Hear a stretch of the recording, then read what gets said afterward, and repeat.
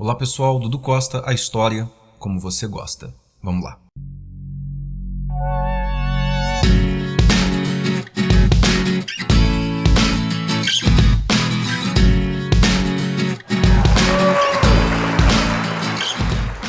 Pessoal, hoje a gente vai começar a falar sobre um assunto muito importante, que é o período da chamada Restauração.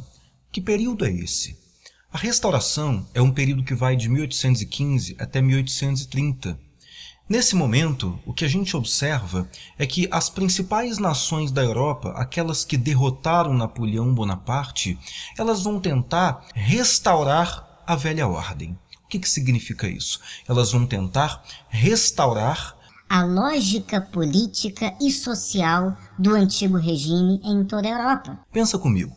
Napoleão Bonaparte, como nós já dissemos, ele era um filho da Revolução Francesa, um filho do Iluminismo.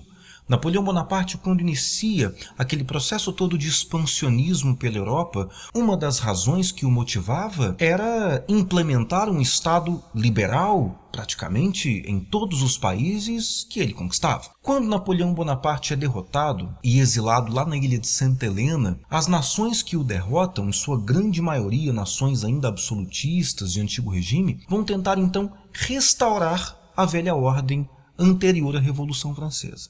Quando a gente fala em restauração, então, a gente precisa pensar em um ponto fundamental. Essas nações, quando iniciam o processo de derrotar Napoleão Bonaparte, a partir ali de 1814, elas convocam uma reunião que vai ficar conhecida como Congresso de Viena.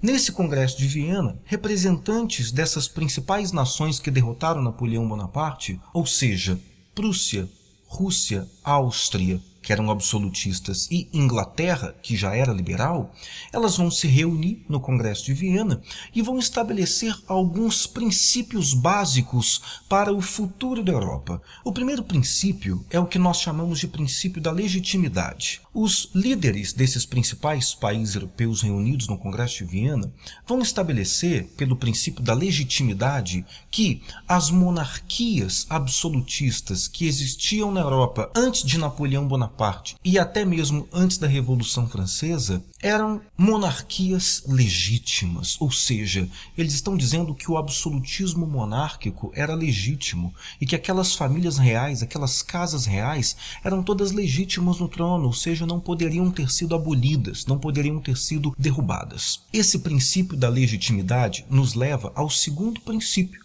que é o princípio da restauração. O que significa isso? Ora, se as casas reais que governavam os países europeus eram legítimas, se aquelas famílias absolutistas eram legítimas no poder, então elas precisam ser restauradas. Um importante exemplo disso é que, assim que Napoleão Bonaparte cair, o Congresso de Viena vai colocar quem no trono francês? Sim, Luís XVIII, o irmão de Luís XVI. Luís XVI foi o rei decapitado pela Revolução Francesa. Luís XVIII, seu irmão, vai assumir o trono na França após isso.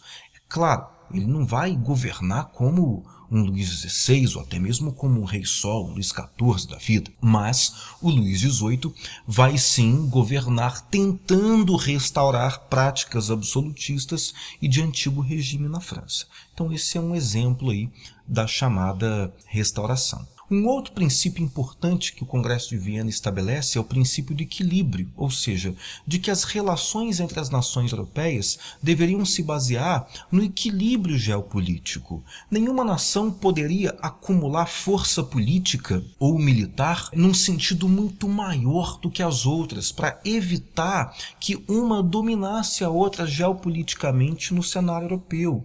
Esse princípio de equilíbrio, ele é um princípio para tentar garantir que não vá acontecer na Europa um outro fenômeno como Napoleão Bonaparte, que acumulou poder demais, poder político e militar, e acabou submetendo a Europa praticamente inteira ao seu domínio e à sua vontade. Então o objetivo é evitar que isso acontecesse. Nós podemos dizer, inclusive, que o Congresso de Viena, ao criar o princípio de equilíbrio, estabelece os fundamentos básicos de uma espécie de direito internacional, das relações internacionais.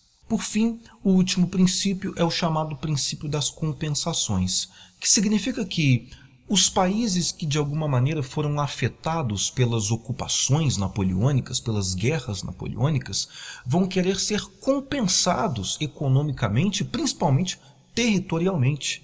Isso vai resultar, inclusive, numa perda muito significativa de territórios pela França. A França vai perder territórios e, claro, as nações que estão coordenando o Congresso de Viena vão ganhar territórios às custas da França. Uma das principais beneficiadas dessa perda de territórios francesa é a própria Inglaterra.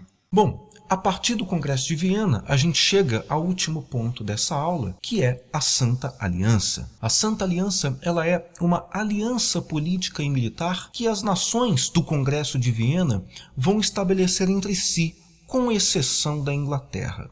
A Áustria, Prússia e Rússia vão criar uma espécie de exército para combater na Europa e também na América qualquer movimento de inspiração liberal.